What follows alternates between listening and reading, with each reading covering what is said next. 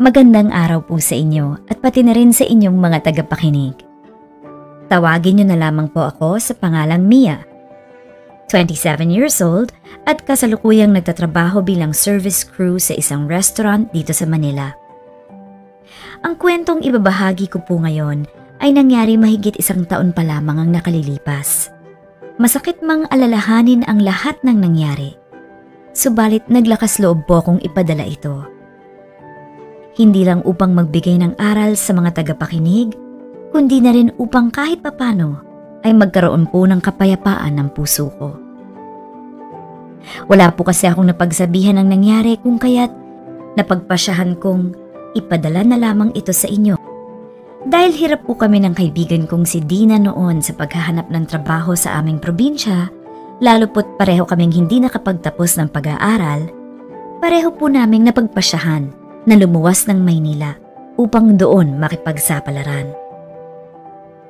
Nung unay, nahirapan po kami sa pag-a-apply, lalo na't simpleng trabaho lamang ang papasukan mo at hahanapan ka pa rin ng diploma. Bagay na wala kami ni Dina. Halos ilang buwan din po kaming natenga sa Manila sa paghahanap ng trabaho, ngunit wala pa ring tumatanggap sa amin. Paubos na rin po noon pareho ang naipon namin at nawawalan na kami ng pag-asa. Mabuti na lamang po at kalaunan, nakahanap din kami ng trabahong tumanggap sa amin. Namasukan kami bilang service crew sa isang restaurant. Hindi po ganong kalaki ang sahod namin doon at sobrang nakakapagod ang trabaho. Ngunit wala namang kaming ibang pagpipilian kundi pagtiyagaan ang trabahong yon.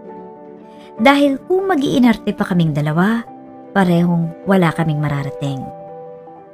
Kaya naman, pinagbutihan namin ni Dina ang trabaho. Mabilis naman po kaming naka-adjust at nasanay. Maayos po ang naging takbo ng lahat, Miss M. Hanggang sa...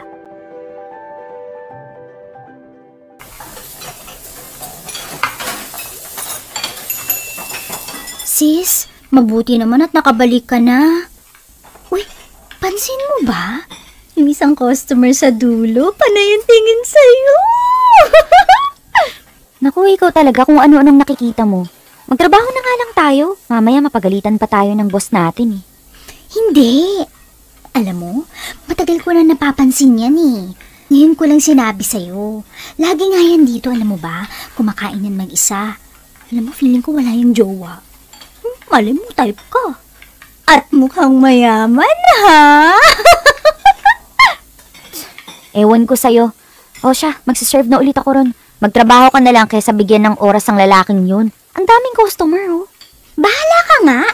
Kung ayaw mo sa kanya, ako na lang ang magpapapansin doon. Hindi ko po iniisip ang pang-aasar na yon sa akin ni Dina. Kahit noong mga panahon na yon, halata ko rin naman na panay nga ang titig sa akin ng lalaking tinutukoy niya. Ayoko naman maging assuming, pero baka naman talagang nagagandahan lang sa akin yung customer namin. Kaya ganun siya kung umasta. Lumipas pa ang ilang araw at parating ganon ang eksena. Aasarin ako palagi ni Dina kapag tinatawag ako ng lalaking yon para sa kanyang mga order. May pagkakataon pa nga po na nakipagkwentuhan na siya sa akin. Ngunit gumagawa na lang ako ng paraan upang maputol ang pag-uusap namin at sinasabing kailangan ko nang umalis dahil baka mapagalitan ako ng boss namin. Naging normal sa akin ang ganong eksena halos araw-araw. At nung unay, wala pa namang mali siya sa akin ang ginagawa ng lalaking yon dahil iniisip kong baka gusto lang niya talagang makipagkaibigan. Ngunit, nagulat na lamang po ako ng isang araw. Oh! Anong ginagawa mo rito? Hinihintay ka. Ha? Bakit? Asus! Kung ako kasi sa'yo, Rico, diretsuhin mo na lang ang kaibigan ko. Medyo slow yan eh. Sabihin mo lang kung maliligaw ka o ano. Uy, ano ka ba, Dina? Tumigil ka nga. Magkaibigan lang kami, no? Siyempre, dyan naman talaga magsisimula yan sa pagkakaibigan. Eventually, mauuwi sa pagkakaibigan. Actually, Mia, totoo yung sinabi ni Dina. Gusto sana kitang ligawan. Kung ayos lang naman sa'yo. Kasi, hindi ba kakakilala lang natin? Parang masyado naman yatang mabilis. Yeah, tama. Pero, pwede naman natin kilalanin ng isa't isa habang nililigawan kita, hindi ba? Mauna na lang ako sa apartment, sis, ha? Mukhang matagal pa kayo dyan eh. Teka! Hindi ko po alam, pero parang iba ang pakiramdam ko ng mga sandaling yon nung bigla na lamang akong iniwan ni Dina kasama si Rico. Hindi ko tuloy alam kung anong gagawin ko noon at kung ano ang dapat kong sabihin sa kanya. Sa totoo lang, magaan naman ang loob ko kay Rico simula pa lang.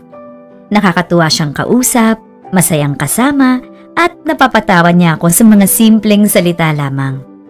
Yun nga lang, parang masyado namang mabilis ang lahat kung papayagan ko na siya kaagad na manligaw. Ganong wala pa naman akong masyadong nalalaman tungkol sa kanya. Kaya naman po sinabi ko sa kanya na maging magkaibigan muna kami. Gusto ko munang kilalanin siya ng mas mabuti.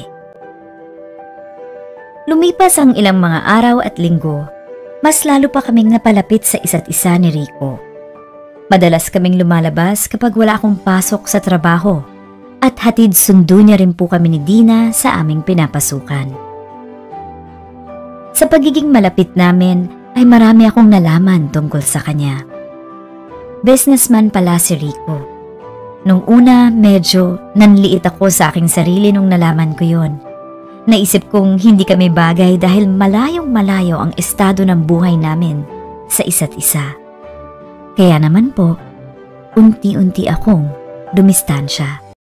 Iniwasan ko po si Rico, hindi dahil hindi ko siya gusto, kundi dahil unti-unti na akong nahuhulog sa kanya nung mga panahong yon. At ayaw ko pong ipatuloy kung ano man ang namamagitan sa aming dalawa dahil ayaw kong isipin ng mga tao na baka perahan ko lamang siya. Maaga akong umaalis ng apartment at hindi ko na hinihintay pa si Dina. Nag-iiwan na lamang ako ng note sa kanya na mauuna na ako at sa restaurant na lang kami magkitang dalawa.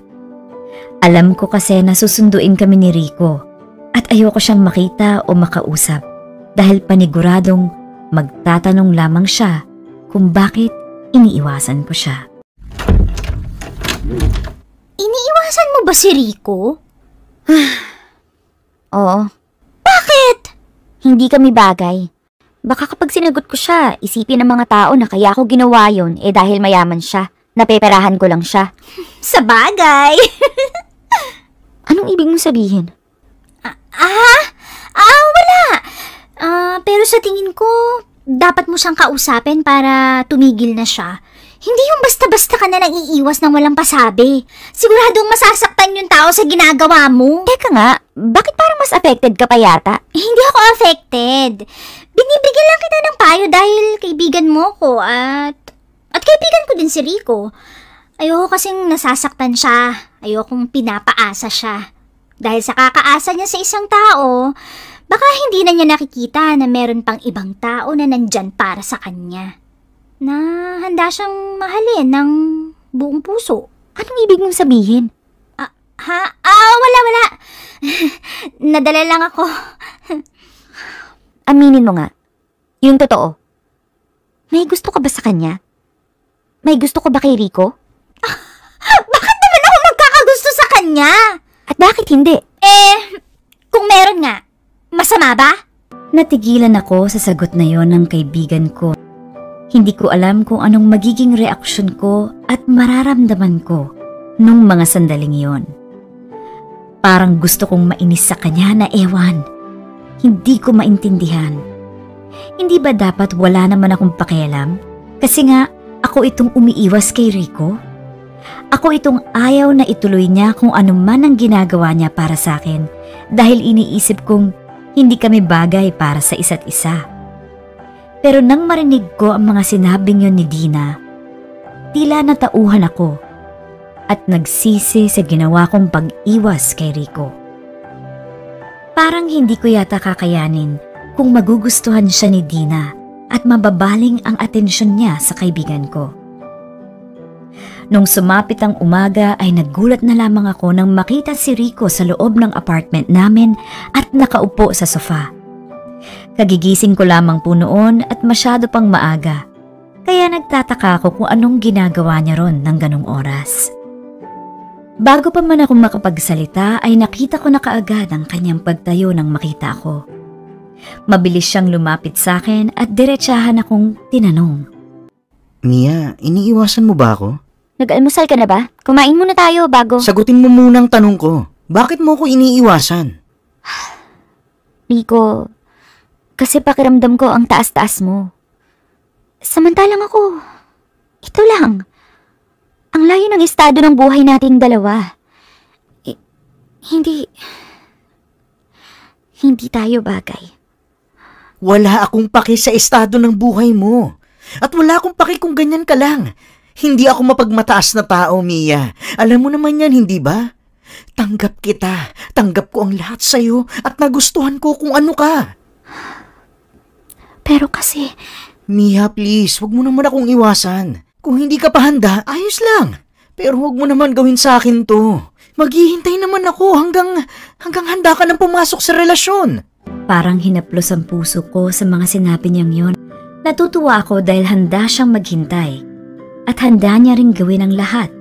Makuha lang ang loob ko. Kaya naman simula ng pag-uusap po namin yon ni Rico, ay bumalik na po kami ulit sa dati. Itinuloy niya ang panliligaw sa akin. Hatid sundo niya ako sa trabaho at halos araw-araw din kaming lumalabas para kumain. Pagkatapos ng trabaho ko at bago niya ako hinahatid sa apartment.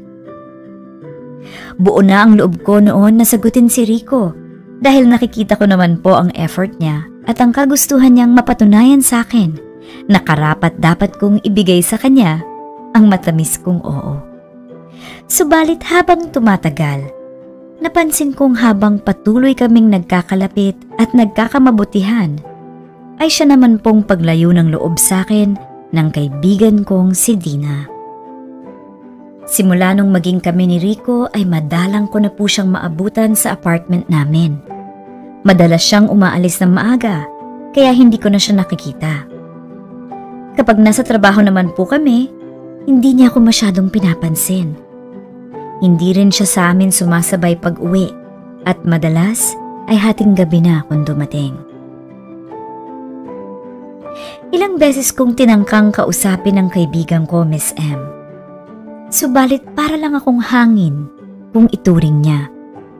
Alam kong gusto niya si Rico, pero kailangan niyang maintindihan na ako ang mahal nito at hindi siya. Naging maayos at masaya po kami ni Rico sa aming relasyon. At kalaunan ay natanggap na rin yun ni Dina.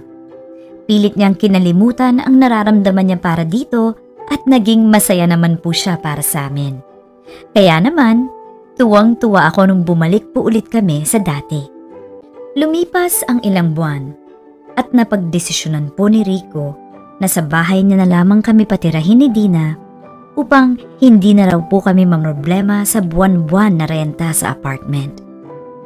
Nung unay, tinanggihan ko dahil masyadong nakakahiya at isa pa, hindi naman po kami kasal para magsama na agad sa iisang bubong. Pero sinabi niya na wala naman po kaming dapat ikahiya dahil mag-isa lamang naman siya sa kanyang bahay at nasa abroad ang kanyang mga magulang. At gusto niya rin ng makakasama kaya pumayag na po ako. Pinaalis niya rin po kami ni Dina sa restaurant na aming pinapasukan at binigyan kami ng posisyon sa kanyang kumpanya. At dahil nga po abala ako sa pagtatrabaho sa kumpanya niya, bihira ko na rin siyang makasama dahil sa dami ng gawain. Lalo't mataas na posisyon po ang binigay niya sa akin. Kaya naman parati na po akong pagod tuwing umuuwi. At hindi na kami nagkakaroon ng time sa isa't isa. Dahilan para mapansin ko ang unti-unting pagbabago at panlalamig niya sa akin. Babe, dinner muna tayo bago umuwi. Gutom na ako eh. Daan tayo sa restaurant. Sa bahay na lang siguro. Pagod na ako eh. Gusto ko nang umuwi. Next time na lang. Okay. Ayos ka lang ba? Parang ang lalim ng iniisip mo eh. May problema ba? Ha? Wala. Sure ka? Pwede ka naman magsabi sa akin kung may problema eh. Malay mo matulungan. Pwede ba? Pagod ako, Mia. Sumasakit ulo ko sa ingay mo. Manahimik ka nga. Sorry. Nagtatanong lang naman ako eh. Nag-aalala ako sa'yo. Ilang araw ka na kasing ganyan. Hayaan mo na lang muna ako. Gustong-gusto kong umiyak ng mga sandaling yun. Yun po kasi ang kauna-unahang pagkakataon na nasigawan ako ni Rico. Ni minsan kahit gaano siya kapagod at kaproblemado sa trabaho ay hindi niya ako sinisigawan at pinapagalitan ng ganon. Kaya naman po hindi ko naiwasang hindi maging emosyonal. Pakiramdam ko, iba na siya. Hindi na siya ang Rico na minahal ko noon. Parang may mali. May nagbago. At nasisiguro kong may dahilan kung bakit bigla na lamang siyang nagkaganon. Buong akala ko ay hindi na muling mauulit pa yon. Inisip ko na marahil nadala lamang siya ng emosyon niya, kaya niya ako nasigawan. Hinintay kong humingi siya ng tawad sa akin kinaumagahan, subalit ilang umaga nang nakalipas ay hindi nangyari ang aking inaasahan. Sa katunayan, mas lalo lamang pong lumala ang sitwasyon namin. Hindi na niya ako hinihintay papasok sa trabaho at bihira din kaming magsabay kumain dahil sa tuwing niyayaya ko siya, palagi niyang sasabihin sa akin na busog pa siya. Hindi ko na po alam ang gagawin ko. Alam kong may problema, pero hindi ko alam kung anong gagawin, lalo na't wala naman siyang sinasabi sa akin. Isang gabi, nagising na lamang po ako na wala siya sa tabi ko. Doon na ako nagsimulang kabahan. Ang bilis ng tibok ng puso ko na tila ba may mangyayaring masama. Rico? Nasaan na yun? Rico!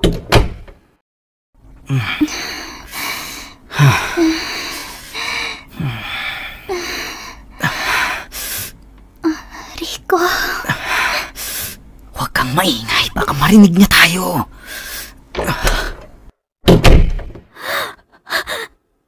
Mga hayop kayo! Babe?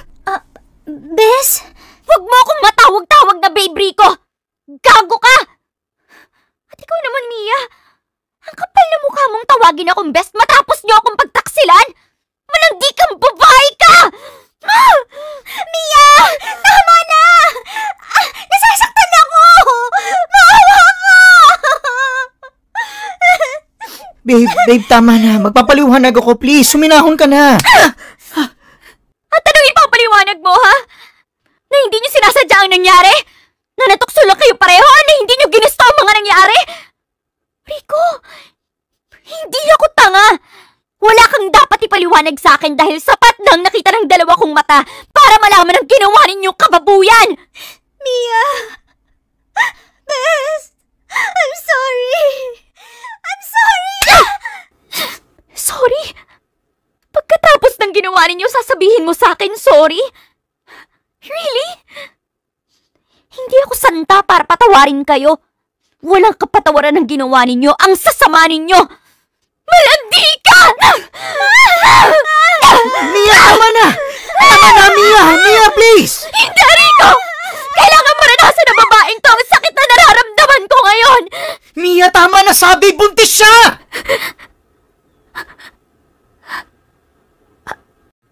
Ano? Buntis ako, Mia. Sorry.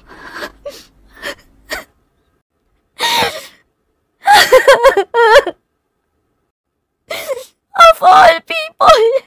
Rico, bakit siya pa? Bakit si Dina? Bakit ang kaibigan ko pa? Sa lahat ng pwede mong buntisin, bakit kaibigan ko pa?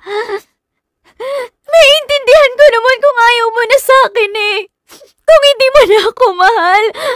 Sana sinabi mo na lang, hindi yung ganito. Hindi yung sasaktan niya ako ng ganito. I'm sorry, Mia. I'm very sorry, Mia.